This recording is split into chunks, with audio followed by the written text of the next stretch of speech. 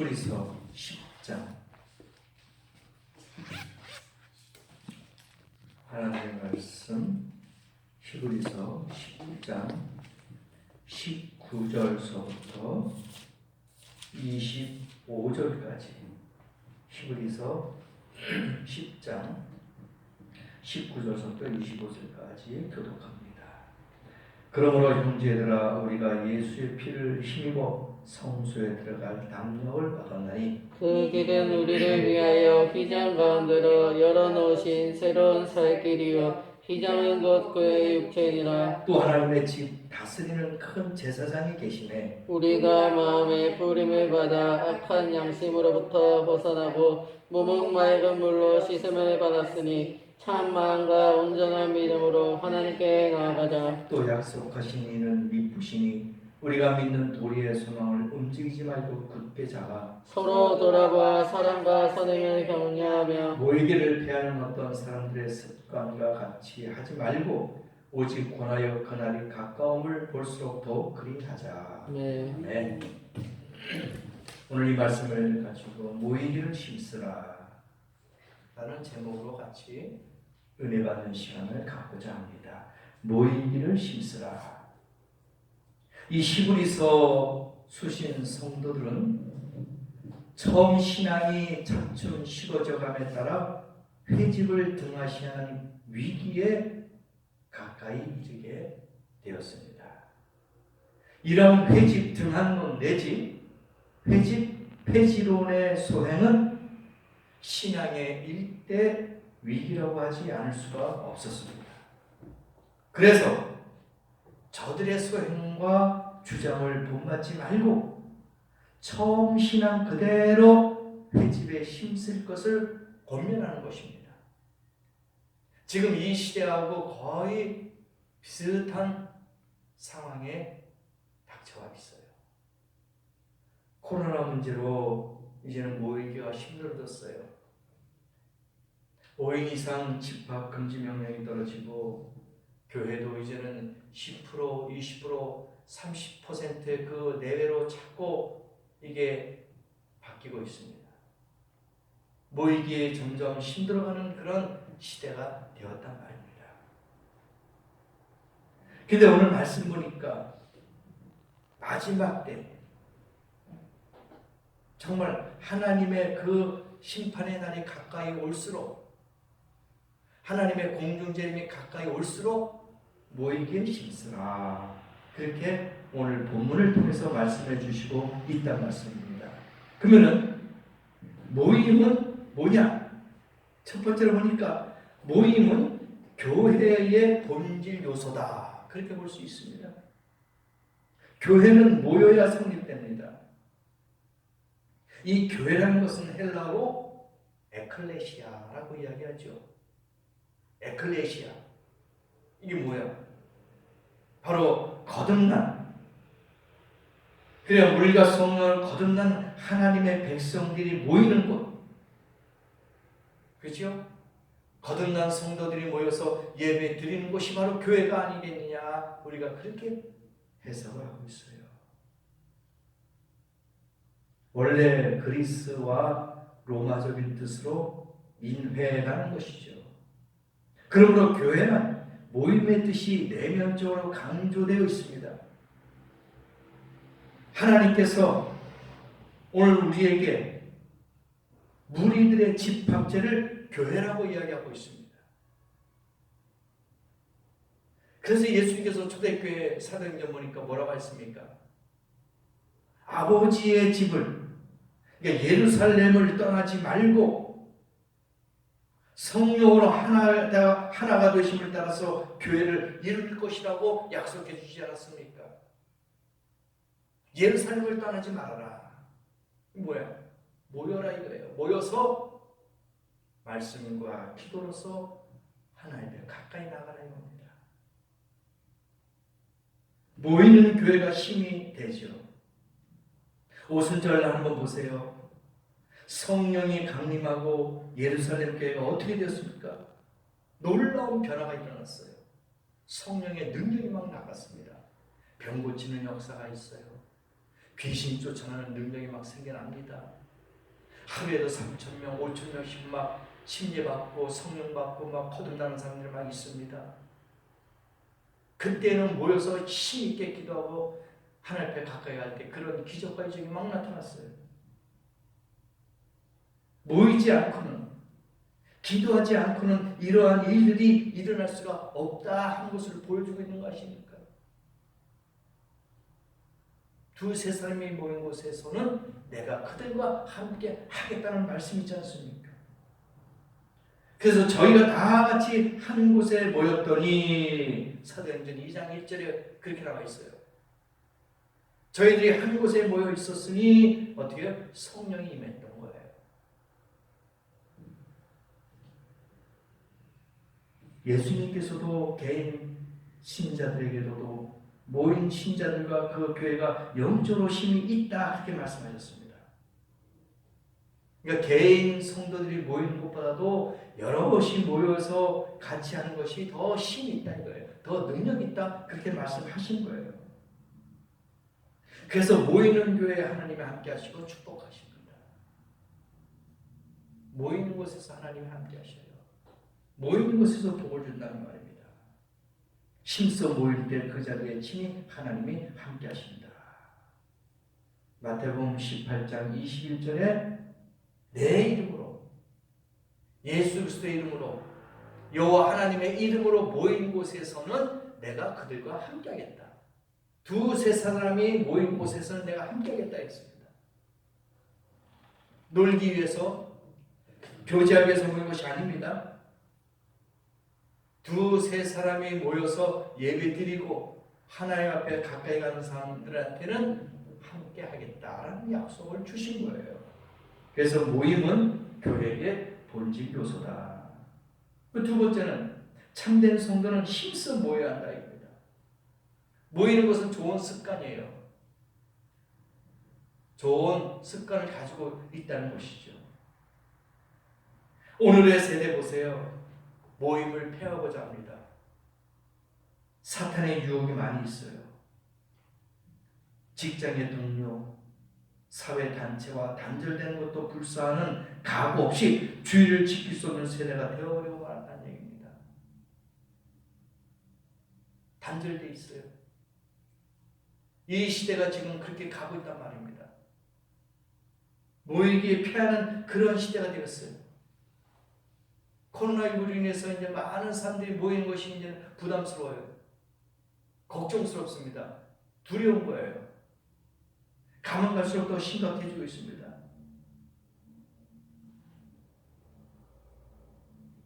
과거에도 정부에서는 국가시험 같은 걸 주일날 봤어요. 그래서 주일날 시험 치는 이 교인들, 성도들은 주일을 범하고 시험을 칠 수밖에 없는 그런 상황에 처해 있었단 말입니다. 근데 최근에는 많이 바뀌었죠? 이제는 주말, 토요일날 이제 그런 행사 같은 게, 시험 같은 게 많이 이제 있습니다. 평일날은 많이 돌아왔어요. 다행인 것이죠. 그래서 우리가 잘못된 교회관을 가지고 있는 무교회자들이 은근히 성도들을 병들게 하고 있다는 것을 우리는 알아야 됩니다. 그래서 우리는 모이기에 더욱더 힘쓸 수 있는 그런 사랑하는 마음, 갈급한 심령을 갖고 있어야 된다 이겁니다. 모이는 것은 예수의 피값으로 이룩된 것이다. 아담과 하와의 범죄가 전 인류에게 죄와 고통과 아픔을 갖다 줬어요. 불안과 공포와 부패로 몰아갔단 말입니다. 그래서 인류는 하나님의 피조물이면서도 하나님의 이름을 부를 수가 없게 되었고 하나님 앞에 나갈 수가 없게 되었어요. 죄 때문에. 그러나 예수님의 그 고난과 피 흘림으로 인해서 우리가 이제는 하나님 앞에 가까이 갈 수 있지 않습니까? 고난주간이라고 하잖아요. 이제 다음 주가 되면 또 부활주일이 됩니다. 지금 예수님께서 우리를 위해서 희생하시고 십자가에 달려 돌아가심으로 인해서 피 흘리는 그러한 희생을 값없이 우리에게 허락해 주셨습니다. 그래서 이제는 우리가 하나님을 나의 하나님이라고 아버지라고 부를 수 있게끔 그렇게 길을 열어주셨습니다. 우리가 누릴 수 있는 이 모임, 우리가 누릴 수 있는 이 예배, 예수 그리스도의 피 흘리심의 대가를 치르고 나서야 이룩된 것이다. 그렇게 볼 수가 있어요. 예수님의 피 흘림이 없었으면 우리가 과연 이렇게 모여서 예배 드릴 수가 있었느냐? 없었지. 그러므로 성도가 모이는 이 일을 위하여 힘쓰지 않거나 반대할 때 그는 예수의 피를 거슬리는 자요, 하나님의 특별한 은총을 거역한 자로서 아담의 타락 못지않은 큰 죄를 범하게 된다는 겁니다. 그래서 우리는 이 시간에 특별한 은혜를 받고 있는 거예요. 특별한 은총을 누리고 있단 말입니다. 왜냐하면 모이는 것은 죄 사함을 받는 자의 의무입니다. 22절에도 분명히 우리에게 나와 있습니다. 우리가 마음의 부림을 받아 양심의 악을 깨닫고 몸을 맑은 물로 씻었으니 참 마음과 온전한 믿음으로 하나님께 나아가자. 사함을 받는 거예요. 성경에 분명히 본문에 그렇게 기록되지 않습니까?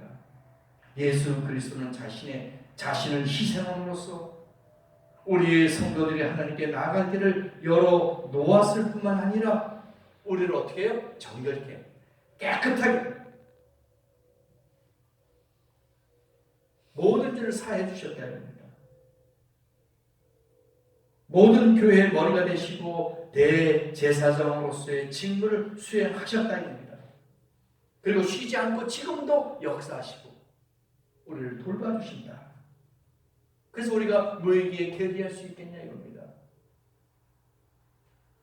그러므로 오늘 22절은 우리에게 참 마음과 온전한 믿음으로 나아가자 그렇게 하는 거예요. 참 마음, 진실된 마음으로 온전한 믿음으로 하나님께 나아가자 이거예요.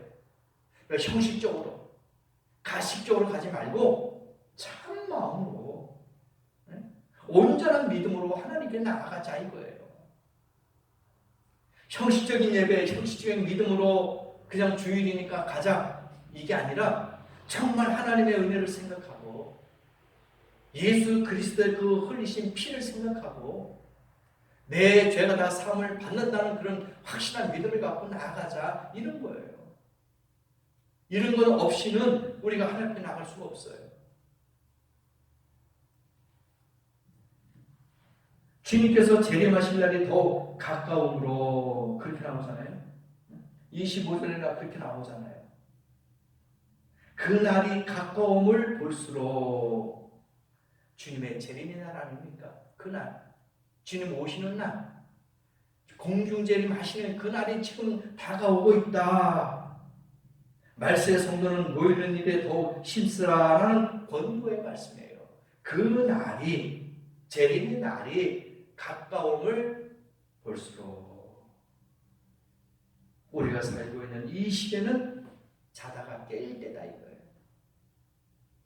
깨어 있어야 된다. 영적으로 잠자고 죽어있는 시대가 아니라 영적으로 깨어있는 시대다. 그 날이 가까이 왔다. 정신을 차리고 기도로 예배할 때다. 성도가 힘을 다해서 강구하며 전도할 때가 바로 이때다. 결국은 성도가 모이기를 힘쓸 때 그의 신앙은 성장하고 성결로 나아가게 될 것이다. 그런 뜻이죠. 그러면 세 번째, 왜 우리가 모이기를 힘써야 하나? 시편 95편 6절에 보니까 예배하기 위해서 그런다. 예배하기 위해서.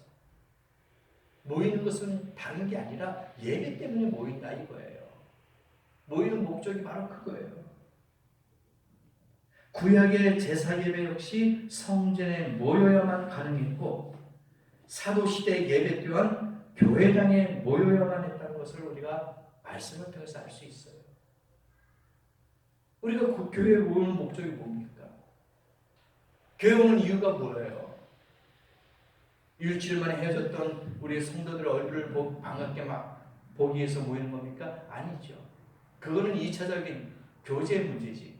먼저 영순이는 하나님 앞에 예배드리기 위해서, 하나님을 기쁘게 드리기 위해서 모이는 것이다 이겁니다. 다른 게 없어요.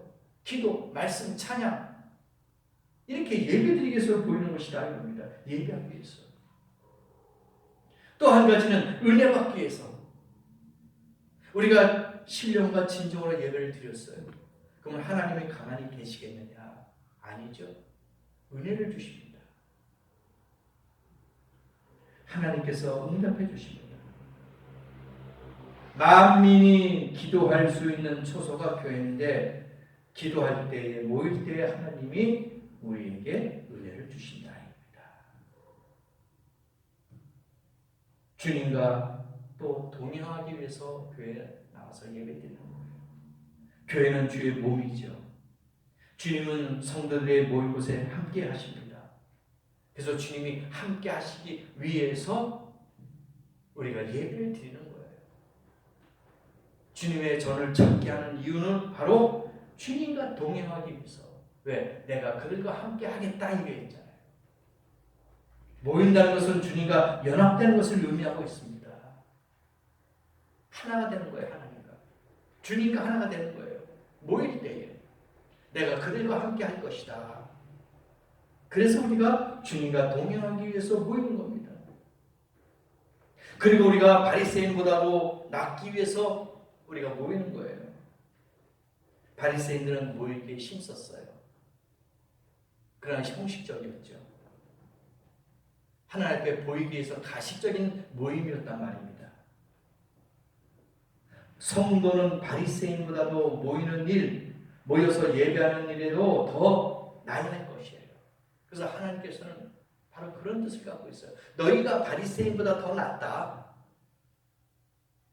그걸 보여주기 위해서, 그걸 인정해 주기 위해서 우리가 예배에 나와서 예배 드리는 거예요. 교회에 나와서. 형식적이고 가식적인 그런 예배를 드리는 바리새인들보다도 더 낫다라는 것을 알려주기 위해서 우리를 주의 전으로 불러주신 거다. 그래서 우리는 열심으로 주님을 섬겨야죠. 참 마음으로 온전한 믿음으로 주님을 섬겨야 되죠. 그들도 안식일마다 모였습니다. 성경의 바리새인들은 매일 안식일마다 모였다 했지만은 사도행전 2장 46절에 보니까 그들은 우리 성도들은 어떻게 했어요? 매일 모이게 힘썼다 그랬어요. 그들은 안식일마다 모였지만은 초대교회 예루살렘 성도들은 날마다 성전에 모여서 기도했다. 그렇게 알려주고 있는 거예요. 그러니까 우리가 그들보다 더 낫다라는 것을 알려주고 있다는 겁니다. 네 번째 보니까 왜 모이기를 폐하려 하였나? 왜 모이기를 피하려 했는가? 첫 번째가 사람들이 성도라는 사실을 부끄러워하고 있다 이거예요. 교회가 그걸 부끄러워하고 있어요. 사람들이 성경책을 들고 가는 그 모습을 볼 때 부끄럽게 느낀다는 거예요. 그래서 그들이 모이는 것을 주저하고 있어요. 또 그들은 교만함 때문에 모이기를 피합니다. 모이지 않아도 어디에 있든지 예배 드릴 때 하나님이 함께하겠다는 그러한 교만한 마음. 또 무교회주의, 교회의 실수와 허물과 세속적인 것이 너무나 많다. 그래서 무교회주의가 있습니다. 교회가 너무 부패했다. 교회가 너무 타락했다. 빛과 소금의 역할을 못한다. 무교회주의가 있습니다. 그 환멸을 느끼는 거야. 기독교에 대해서. 교회에 대해서 환멸을 느끼고 있어요. 그래서 교회를 나가지 않고도 혼자서 기도와 말씀으로 깨끗해질 수 있다. 성결하게 될 수 있다. 이런 무교회주의적인 생각을 가지고 있는 사람들이 모이기를 피한다 이겁니다. 물론 어디에 모임이든지 어디 단체든지 100%는 없어요. 교회라고도 완벽하지는 않습니다. 병원에 아픈 사람들이 치료받으러 가요. 다 치료받습니까? 거기서 다 살아나와요? 아닙니다. 병원에 간다 해서 다 사는 게 아니라 죽은 사람도 있어요. 치료받지 못하는 병도 있단 말입니다. 교회도 마찬가지예요. 교회 온다고 다 거룩하고 다 깨끗하고 다 양심적인 사람만 모이는 것이 아니라는 거예요. 거기에는 또 세속적인 사람도 있을 것이고 거기에 형식적인 사람도 있을 것이고 믿음이 부족한 사람도 있을 것이고 각양각색의 사람들이 다 있단 말이에요. 그러니까 그 부족한 거, 그 잘못된 거 단점만 보면 문제가 생기죠. 100%는 없어요. 그리고 안일한 구원관. 구원관에서 예수만 믿으면 구원받는다. 이러한 안일한 생각 천만에요. 교회만 나오면 구원받았다? 아닙니다. 세상 사람들이 다 교회 한 번씩 나왔다고 구원받습니까? 아니에요. 그런 구원은 없습니다. 교회 처음 나와가지고 내가 예수님 믿겠습니다. 예수님 나의 구세주입니다. 그렇게 제사함을 받아요? 그게 구원 받습니까? 그러면 구원 받지 못할 사람이 어디 있겠어요? 입으로만 신한다고 믿음으로 구원 받습니까? 아니에요. 행위가 따라가야 됩니다. 나만 장군이 요단강에 물을 담거나 7번씩 들어갔다 나왔다 하라 할 때 안 가고 내 믿음으로 받겠습니다. 치료 받겠습니다. 그렇게 할 수 있을까요? 아니에요. 행동으로 옮겨야 됩니다. 물속으로 들어갔다 강물에 들어갔다 나왔다 7번씩 해야 됩니다. 그래야지 치료가 받는 거예요. 구원도 마찬가지입니다. 예수 이름으로 침례받고 방언 표적 성령 받고 거룩한 생활하면서 구원의 길을 걷는 것이지 어떻게 예수 믿는다고 교회 나온다고 다 구원이 됩니까? 이러한 안일한 구원관 때문에도 모이기를 피하는 거예요. 교회 안 나가고 모임에 안 가져도 그냥 믿음만 있으면 구원받는다. 그러니까 이게 문제가 되는 거예요. 그래서 모이기에 피하는 겁니다. 5번째 보니까 모임과 결과를 보면은 하나님께는 영광이 됩니다. 그렇죠? 우리가 모여서 예배드리는 건 하나님께 영광이 되는 거예요. 사람을 기쁘게 해서 드리는 게 아닙니다. 사람들의 눈과 귀를 즐겁게 해서 드리는 게 아니에요. 하나님께 영광이 되기 위해서 우리가 예배를 드리는 겁니다. 하나님이 기뻐하시는 거예요. 심령에는 은혜가 되죠. 하나님 우리에게 은혜를 주시는 겁니다. 기쁨을 주셔요. 잘했다 칭찬받습니다. 예배 잘 드리고 복 받습니다. 은혜 받아요. 응답 받습니다. 하나님은 그렇게 해주실 분이에요. 또 교회는 성장합니다. 모일 때 성장하고 힘이 생기죠. 또 주님이 함께 하십니다. 있는 곳에서 두세 사람이 모이는 그곳에서 하나님이 함께 하신다고 분명히 약속해 주셨습니다. 그래서 우리가 모일 때의 그 결과는 하나님께 영광이요 우리에게는 축복이고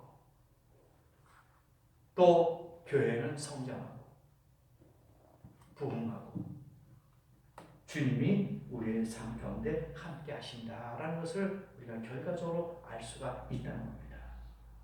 그래서 예수 그리스도의 피 흘리심이란 엄청난 대가를 치르고 이룩된 성도의 모임을 나 하나의 편리나 형편 때문에 소홀히 할 수가 없다는 거예요.